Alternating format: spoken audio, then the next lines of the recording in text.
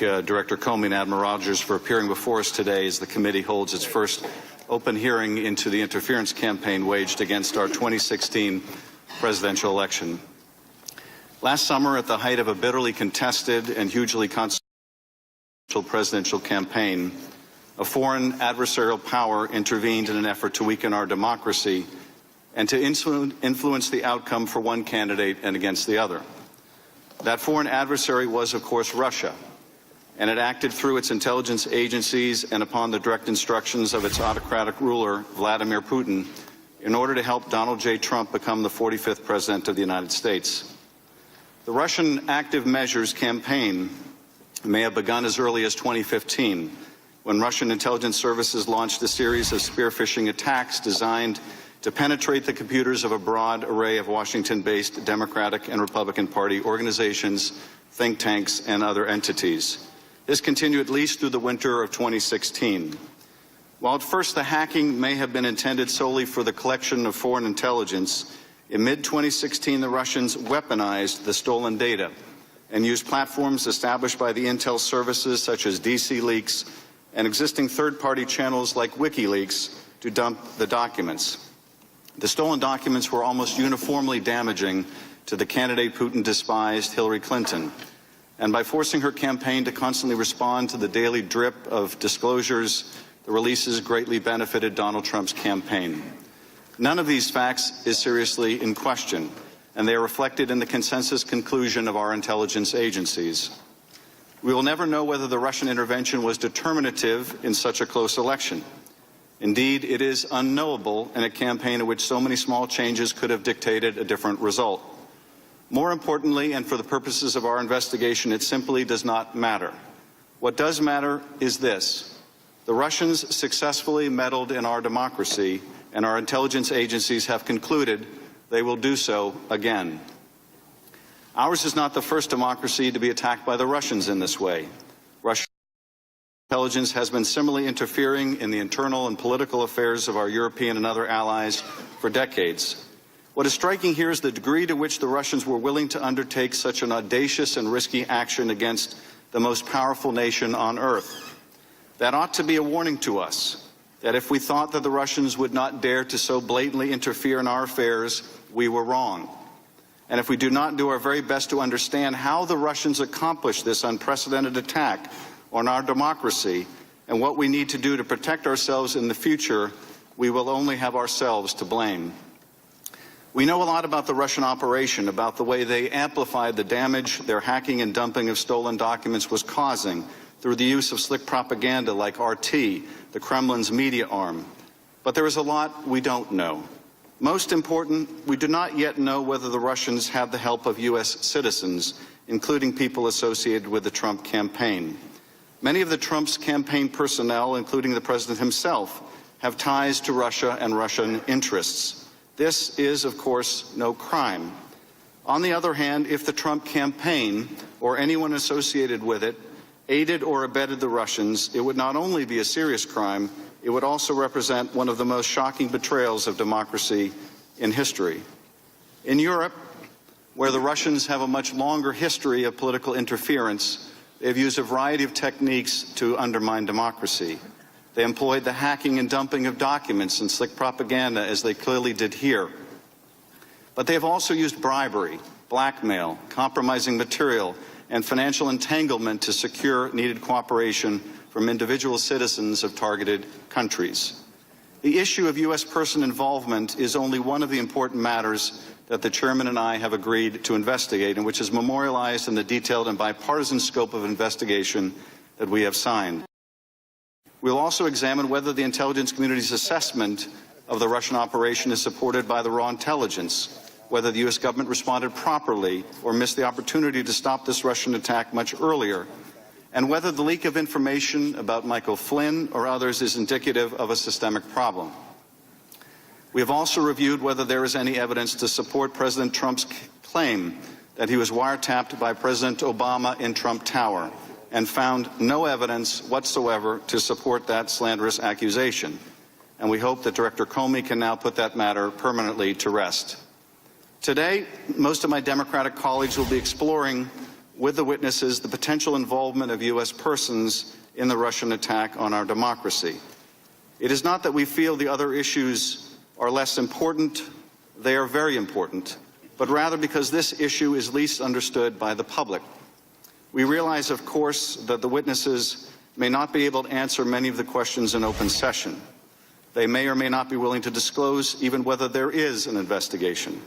But we hope to present to you, directors, and the public why we believe this is a matter of such gravity that it demands a thorough investigation, not only by us, as we intend to do, but by the FBI as well.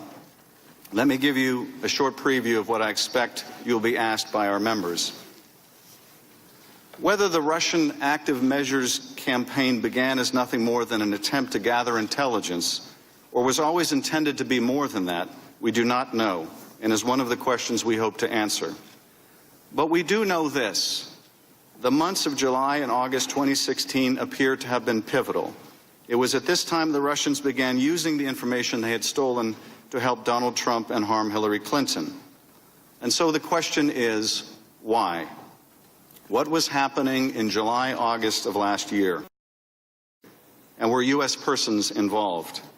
Here are some of the matters drawn from public sources alone, since that is all we can discuss in this setting, that concern us and we believe should concern all Americans. In early July, Carter Page, someone candidate Trump identified as one of his national security advisors, travels to Moscow on a trip approved by the Trump campaign. While in Moscow, he gives a speech critical of the United States and other Western countries for what he believes is a hypocritical focus on democratization and efforts to fight corruption. According to Christopher Steele, a former British intelligence officer who is reportedly held in high regard by U.S. intelligence, Russian sources tell him that Page has also had a secret meeting with Igor Sechin, CEO of the Russian gas giant Rosneft. Sechin is reported to be a former KGB agent and close friend of Putin's. According to Steele's Russian sources, Page is offered brokerage fees by Sechin on a deal involving a 19% share of the company. According to Reuters, the sale of a 19.5% share of Rosneft later takes place with unknown purchasers and unknown brokerage fees. Also, according to Steele's Russian sources, the campaign is offered documents damaging to Hillary Clinton, which the Russians would publish through an outlet that gives them deniability, like WikiLeaks.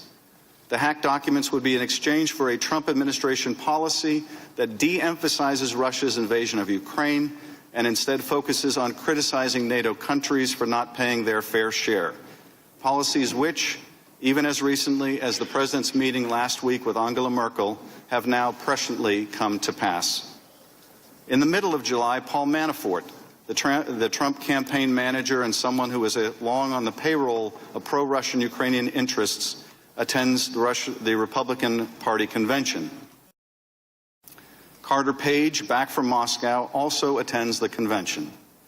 According to Steele, it was Manafort who chose Page to serve as a go-between for the Trump campaign and Russian interests. Ambassador Kislyak, who presides over a Russian embassy in which diplomatic personnel would later be expelled as likely spies, also attends the Republican Party convention and meets with Carter Page and additional Trump advisors J.D. Gordon and Walid Faris. It was J.D. Gordon who approved Page's trip to Moscow. Ambassador Kislyak also meets with Trump National Security Campaign Chair, and now Attorney General Jeff Sessions. Sessions would later deny meeting with Russian officials during his Senate confirmation hearing. Just prior to the convention, the Republican Party platform is changed, removing a section that supports the provision of lethal defensive weapons to Ukraine, an action that would be contrary to Russian interests. Manafort categorically denies involvement by the Trump campaign in altering the platform. But the Republican Party delegate who offered the language in support of providing defensive weapons to Ukraine states that it was removed at the insistence of the Trump campaign.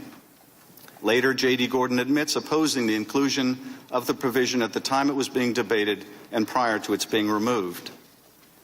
Later in July, and after the convention, the first stolen emails detrimental to Hillary Clinton appear on WikiLeaks. A hacker who goes by the moniker Guccifer2 claims responsibility for hacking the leading private cybersecurity firms, including CrowdStrike, Mandiant, and ThreatConnect, review the evidence of the hack and conclude with high certainty that it was the work of APT-28 and APT-29, who are known to be Russian intelligence services. The U.S. intelligence community also later confirms that the documents in fact stolen by Russian intelligence and Guccifer II acted as a front. Also in late July, candidate Trump praises WikiLeaks, says he loves them, and openly appeals to the Russians to hack his opponents' emails, telling them that they will be richly rewarded by the press. On August 8th, Roger Stone, a longtime Trump political advisor and self-proclaimed political dirty trickster, boasts in a speech that he has communicated with Assange and that more documents would be coming, including an October surprise. In the middle of August, he also communicates with a Russian cutout Guccifer II and authors a Breitbart piece denying Guccifer's links to Russian intelligence. Then later in August, Stone does something truly remarkable when he predicts that John Podesta's personal emails will soon be published. Trust me, he says, it will soon be Podesta's time in the barrel, #CrookedHillary. In the weeks that follow, Stone shows remarkable prescience. I have total confidence that WikiLeaks and my hero, Julian Assange, will educate the American people soon, he says. #LockHerUp. Payload coming, he predicts, and 2 days later, it does. WikiLeaks releases its first batch of Podesta emails. The release of John Podesta's emails would then continue on a daily basis up until the election. On Election Day in November, Donald Trump wins. Donald Trump appoints one of his high-profile surrogates, Michael Flynn, to be his national security advisor. Michael Flynn has been paid by the Kremlin's propaganda outfit RT in the past, as well as another Russian entity. In December, Michael Flynn has a secret conversation with Ambassador Kislyak about sanctions imposed by President Obama on Russia over its hacking designed to help the Trump campaign. Michael Flynn lies about this secret conversation. The vice president unknowingly then assures the country that no such conversation ever happened. The president is informed that Flynn has lied and Pence has misled the country. The president does nothing. 2 weeks later, the press reveals that Flynn has lied, and the president is forced to fire Mr. Flynn. The president then praises the man who lied, Mr. Flynn, and castigates the press for exposing the lie. Now, is it possible that the removal of the Ukraine provision from the GOP platform was a coincidence? Is it a coincidence that Jeff Sessions failed to tell the Senate about his meetings with the Russian ambassador, not only at the convention, but a more private meeting in his office and at a time when the U.S. election was under attack by the Russians? Is it a coincidence that Michael Flynn would lie about a conversation he had with the same Russian ambassador, Kislyak, about the most pressing issue facing both countries at the time they spoke, the U.S. imposition of sanctions over Russian hacking of our election designed to help Donald Trump? Is it a coincidence that the Russian gas company Rosneft sold a 19% share after former British intelligence officer Steele was told by Russian sources that Carter Page was offered fees on a deal of just that size? Is it a coincidence that Steele's Russian sources also affirmed that Russia had stolen documents hurtful to Secretary Clinton that it would utilize in exchange for pro-Russian policies that would later come to pass? Is it a coincidence that Roger Stone predicted that John Podesta would be a victim of a Russian hack and have his private emails published, and did so even before Mr. Podesta himself was fully aware that his private emails would be exposed? Is it possible that all of these events and reports are completely unrelated and nothing more than an entirely unhappy coincidence? Yes, it is possible. But it is also possible, maybe more than possible, that they are not incidental, not disconnected, and not unrelated, and that the Russians use the same techniques to corrupt U.S. persons that they employed in Europe and elsewhere. We simply don't know, not yet, and we owe it to the country to find out. Director Comey, what you see on the dais in front of you, in the form of this small number of members and staff, is all we have to commit to this investigation. This is it. We are not supported by hundreds or thousands of agents and investigators with offices around the world. It is just us and our Senate counterparts.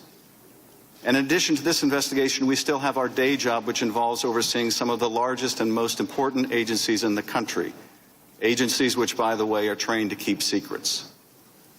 I point this out for two reasons, and I'm wrapping up, Chairman. First, because we cannot do this work alone, and nor should we. We believe these issues are so important that the FBI must devote its resources to investigating each of them thoroughly. To do any less would be negligent in the protection of our country. We also need your full cooperation with our investigation so that we may have the benefit of what you know, and so that we may coordinate our efforts in the discharge of both our responsibilities. And second, I raise this because I believe that we would benefit from the work of an independent commission that can devote the staff and resources to this investigation that we do not have, and that can be completely removed from any political considerations. This should not be a substitute for the work that we in the Intelligence Committee should and must do, but as an important complement to our efforts, just as was the case after 9/11. The stakes are nothing less than the future of our democracy and liberal democracy. Because we're engaged in a new war of ideas, not communism versus capitalism, but authoritarianism versus democracy and representative government. And in this struggle, our adversary sees our political process as a legitimate field of battle. Only by understanding what the Russians did can we inoculate ourselves from further Russian interference that we know is coming. Only then can we protect our European allies who are, as we speak, enduring similar Russian interference in their own elections. And finally, I want to say a word about our own committee investigation. You will undoubtedly observe in the questions and comments that our members make during today's hearing that the members of both parties share a common concern over the Russian attack on our democracy, but bring a different perspective on the significance of certain issues or the quantum of evidence we have seen in the earliest stages of this investigation. This is to be expected. The question most people have is whether we can really conduct this investigation in the kind of thorough and nonpartisan manner that the seriousness of the issues merit, or whether the enormous political consequences of our work will make that impossible. The truth is, I don't know the answer, but I do know this. If this committee can do its work properly, if we can pursue the facts wherever they lead, unafraid to compel witnesses to testify, to hear what they have to say, to learn what we will, and after exhaustive work reach a common conclusion, it would be a tremendous public service, and one that is very much in the national interest.